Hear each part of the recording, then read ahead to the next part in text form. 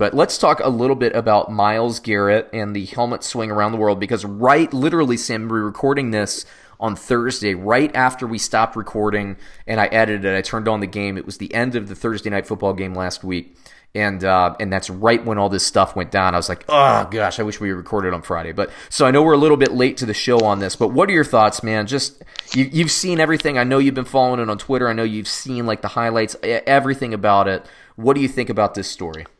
Well, first off, I think that Rudolph guy's a punk. He is a little punk, isn't he? He is a punk. He has such a punchable face. Oh, man, he looks like every Pike frat member, that you just it's like way too old to still be making fun of people, bullying people, and it's like, all right. So he just his face, he just looks very, punchable. Hittable, punchable face, Myles Garrett obviously took it way too far, got caught up. There was no need for that. They were going to win the game. It was literally the fleeting seconds of a game, and a game that the Browns, obviously needed to win. And yeah, he lost his cool, man, and he's paying the price for it. So yeah, I mean, you lose it. Men lose their cool sometimes. I lose my cool too. And it happens. I've never swung a blunt object at somebody before. I've wanted to, but I've never done it.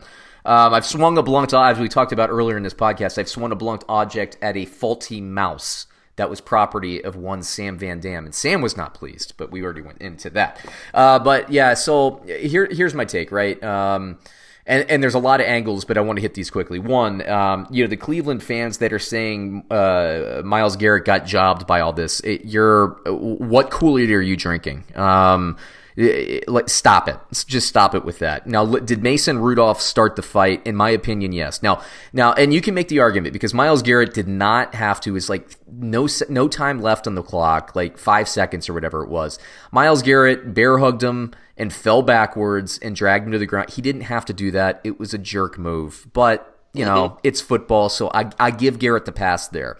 Rudolph, to your point, Sam, and I'll tell a personal story. This is a true story.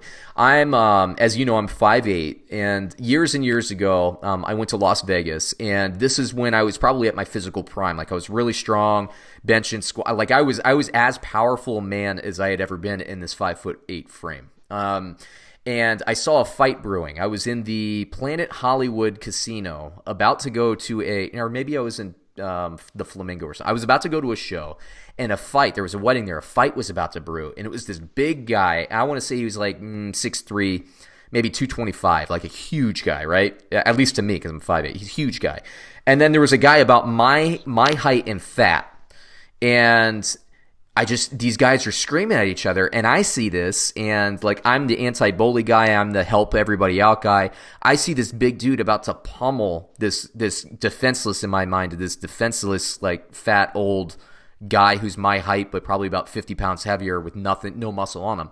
And so I get there, and my now wife, she was my girlfriend then, I get involved and I start yelling at the bigger guy to stop, and I try to break it up just like I broke up a fight between you and Gooch once. I try to get in the middle of these two, and then this big guy, I decided that I was going to get behind him and hook his arms, so that he couldn't move his arms. Sam, he threw me down like I weighed 10 pounds.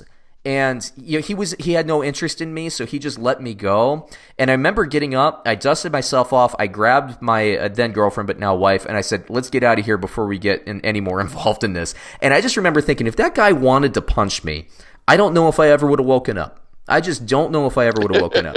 I'm dead serious about this. This was like, because I felt good about myself. I felt like I'm just like, I can, this guy's bigger than me, but I'm this guy, there was nothing. And this guy, I don't even know if this guy had ever lifted a weight in his life. He was just a big dude that could pummel me. And that was a very important lesson for me to learn. And Mason Rudolph learned that lesson, I think, a little bit on Thursday night last week. He gets down after he gets there. He obviously takes issue with getting on the ground, and he starts grabbing Garrett's helmet, tries to rip Myles Garrett's helmet off. Okay, obviously does. And so, like, some people are saying he was self-defense, blah blah blah. No. He was trying to rip Garrett's helmet off. Garrett In my opinion, coolly at this point. I think he hadn't lost his temper yet. He's thinking, "What are you doing barking at me, Chihuahua? I'm going to teach you a lesson." He grabbed his helmet with one hand, tore it off, right? So then Mason Rudolph, Mr. Chihuahua, with the 6'8", 350-pound offensive lineman in between him and Myles Garrett, gets up and starts running at him with his punchable face, as you so accurately described.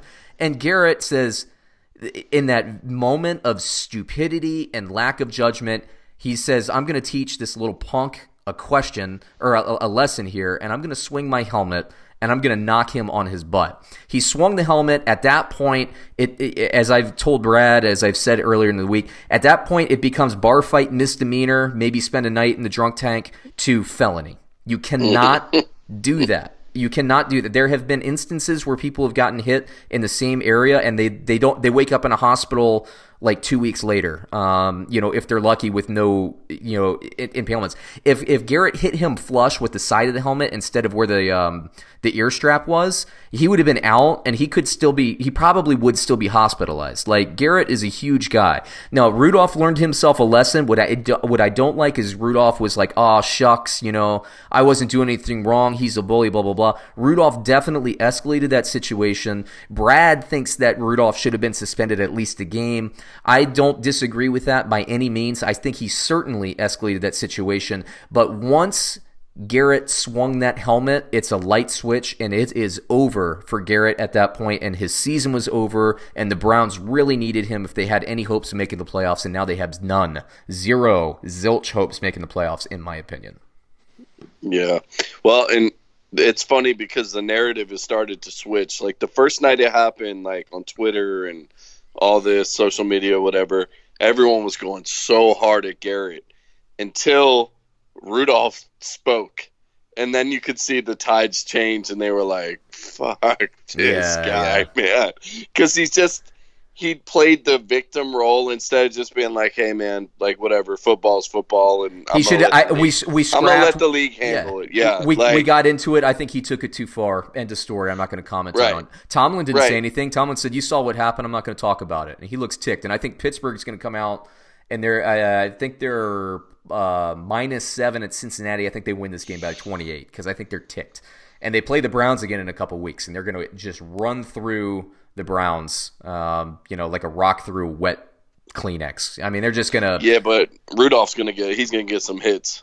Yeah, and as well he should, man. As well he should. And I'm with you, man. And there was another thing I saw on Twitter. There was there was this thing going around. They were citing the helmet. If a player hits another player with the helmet, they're subject to a 15-yard penalty. And then they were saying, "Oh, Garrett, it's a 15-yard penalty. There's nothing talking about that." Hey, idiots! That's the helmet-to-helmet rule. It's not taking a helmet off of somebody else and trying to bludgeon them with it.